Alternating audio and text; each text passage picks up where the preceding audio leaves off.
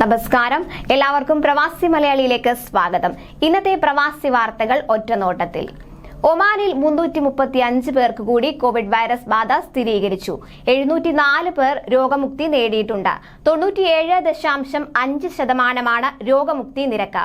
Covid ബാധിച്ച് പുതിയതായി മരണങ്ങളൊന്നും തന്നെ ഒമാനിൽ റിപ്പോർട്ട് ചെയ്തിട്ടില്ല എന്നത് വളരെയധികം ആശ്വാസം നൽകുന്ന കാര്യം തന്നെയാണ്.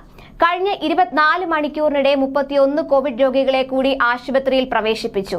ആകെ 191 കോവിഡ് രോഗികളാണ് രാജ്യത്ത് ഇപ്പോൾ ആശുപത്രികളിൽ ചികിത്സയിലുള്ളത്. ഇവരിൽ 42 പേർ ഗുരുതരാവസ്ഥയിലാണ്. ഇവർ തീവ്രപരിചരണ വിഭാഗത്തിൽ ചികിത്സയിലുമാണ്. രാജ്യത്ത് ഇതുവരെ 3,85,153 പേർക്കാണ് ആകെ കോവിഡ് ബാധിച്ചിട്ടുള്ളത്. ഇതിൽ 3,75,503 പേർക്കും രോഗം ഭേദമായിട്ടുണ്ട്. ആകെ 4,249 പേരാണ് കോവിഡ് മൂലം മരണപ്പെട്ടത്. മലയാളികളുടെ പ്രതീക്ഷകൾ വിഫലമായി. യമൻ പൗരനെ കൊലപ്പെടുത്തിയ കേസിൽ മലയാളി നഴ്സ് നിമിഷപ്രിയയുടെ വധശിക്ഷ യമനിലെ അപ്പീൽ കോടതി ശരിവെച്ചു. യമനിലെ സുപ്രീം കോടതിയുടെ പരിഗണനയ്ക്ക് കേസ് സമർപ്പിക്കാമെങ്കിലും അപ്പീൽ കോടതിയുടെ തീർപ്പ് സുപ്രീം കോടതി പുനഃപരിശോധിക്കില്ല. ഈ വിധിയിലേക്കെത്തിയ നടപടിക്രമങ്ങൾ ശരിയാണോ എന്ന് പരിശോധിക്കുകയാണ് സുപ്രീം കോടതി ചെയ്യുക. യമൻ പൗരൻ തലാൽ അബ്ദു മഹദിയെ 2017 ജൂലൈ 25 കൊലപ്പെടുത്തിയ കേസിലാണ് പാലക്കാട് സ്വദേശിനിയായ നിമിഷപ്രിയയെ സനായിലെ കോടതി വധശിക്ഷയ്ക്ക് വിധിച്ചത്.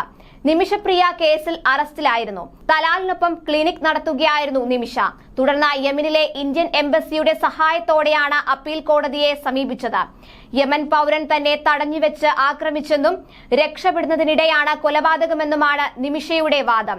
കീഴ്ക്കോടതി നിമിഷയ്ക്ക് വധശിക്ഷ വിധിക്കുകയായിരുന്നു. യമൻകാരിയായ സഹപ്രവർത്തക ഹനാനും കേസിൽ വിചാരണ നേരിടുന്നുണ്ട്. സൗദിയിൽ പുതിയ കോവിഡ് രോഗികളുടെ എണ്ണം 300-ൽ താഴെയെത്തി. പുതിയതായി 279 പേർക്കാണ് കോവിഡ് സ്ഥിരീകരിച്ചത്. 645 പേർ രോഗമുക്തി നേടിയിട്ടുണ്ട്.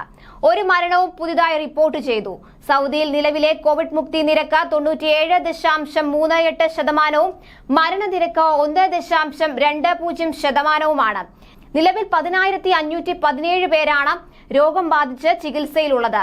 ഇവരിൽ 410 പേരുടെ നില ഗുരുതരമാണ്. ഇവരെ രാജ്യത്തെ വിവിധ ആശുപത്രികളിൽ തീവ്രപരിചരണ വിഭാഗത്തിൽ പ്രവേശിപ്പിച്ചിരിക്കുകയാണ്. ഇതുവരെ രാജ്യത്ത് റിപ്പോർട്ട് ചെയ്യപ്പെട്ട ആകെ കോവിഡ് കേസുകളുടെ എണ്ണം 7,47,715, രോഗമുക്തരുടെ എണ്ണം 7,28,189 ആയി. രാജ്യത്തെ ആകെ കോവിഡ് മരണനിരക്ക് 9,009 സൗദി അറേബ്യയിൽ തൊഴിൽ താമസ നിയമലംഘനങ്ങൾ കണ്ടെത്താനുള്ള പരിശോധനകൾ ശക്തമായി തുടരുന്നു. രാജ്യത്തിന്റെ വിവിധ മേഖലകളിൽ നിന്ന് ഒരാഴ്ചക്കിടെ 13,771 നിയമലംഘകരെ പിടികൂടി. സുരക്ഷാ സേനയുടെ വിവിധ യൂണിറ്റുകളുടെ സഹകരണത്തോടെയാണ് ഫെബ്രുവരി 24 മുതൽ മാർച്ച് 2 വരെ നടത്തിയ ഫീൽഡ് പരിശോധനയിലാണ് ആഭ്യന്തര മന്ത്രാലയ അധികൃതർ ഇത്രയും പേരെ അറസ്റ്റ് ചെയ്തത്. അറസ്റ്റിലായവരിൽ 7,163 പേർ രാജ്യത്തെ താമസ നിയമങ്ങൾ ലംഘിച്ചവരാണ്.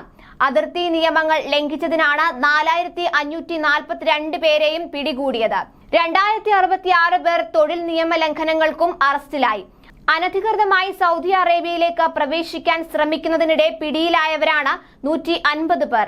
ഇവരിൽ 46% പേർ യമൻ സ്വദേശികളാണ്.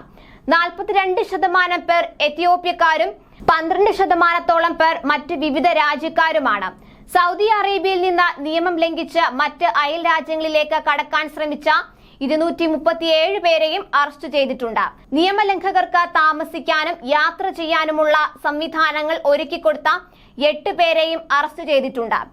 കോവിഡ് വിശകലനവും റിപ്പോർട്ടും അടങ്ങുന്ന വാർത്താ സമ്മേളനം നിർത്തിയതായി സൗദി ആരോഗ്യ മന്ത്രാലയം വക്താവ് ഡോക്ടർ മുഹമ്മദ് അൽ അബ്ദുൽ അലി വാർത്താ സമ്മേളനത്തിൽ അറിയിച്ചു. അത്യാവശ്യ സമയങ്ങളിലോ മറ്റേതെങ്കിലും ലക്ഷണങ്ങൾ പ്രകടമാകുമ്പോഴോ മാത്രമേ ഇനി വാർത്താ സമ്മേളനം വിളിക്കുകയുള്ളൂ എന്നും അദ്ദേഹം കൂട്ടിച്ചേർത്തു.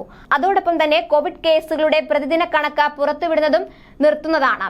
കൂടാതെ വിദഗ്ധർക്കും മറ്റും കോവിഡ് കണക്കുകൾ ആരോഗ്യ മന്ത്രാലയത്തിന്റെ വെബ്സൈറ്റ് വഴി പരിശോധിക്കാവുന്നതാണ്. കോവിഡുമായി ബന്ധപ്പെട്ട വിവരങ്ങൾ മറ്റ് പല വഴികളിലൂടെയും കൈമാറും.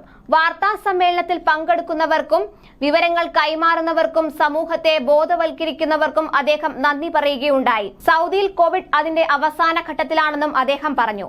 അതോടൊപ്പം തന്നെ സൗദി അറേബ്യയിലേക്ക് വരുന്ന വിദേശികളുടെ ഇമ്മ്യൂൺ സ്റ്റാറ്റസ് പരിശോധിക്കില്ലെന്നും ക്വാറന്റൈൻ ബുക്കിംഗ് ഇല്ലാതെ രാജ്യത്തേക്ക് പ്രവേശിക്കാൻ അനുമതി നൽകുമെന്നും ആഭ്യന്തര മന്ത്രാലയം വക്താവ് മേജർ തലാൽ അൽ ഷൽഹൂബ് വാർത്താ സമ്മേളനത്തിൽ വ്യക്തമാക്കി. ഉംറ സന്ദർശക ടൂറിസ്റ്റ് വിസയിൽ എത്തുന്നവർ കോവിഡ് പാക്കേജ് ഇൻഷുറൻസ് എടുത്തിരിക്കേണ്ടതാണ്. സൗദിയിൽ താമസിക്കുന്ന സമയത്ത് അവർക്ക് ഇൻഷുറൻസ് നിർബന്ധമാണ്. പുതുക്കുമ്പോഴും രാജ്യത്തിന് പുറത്തുപോയി തിരിച്ചു വരുമ്പോഴും ഇൻഷുറൻസ് വേണമെന്നും അദ്ദേഹം പറഞ്ഞു.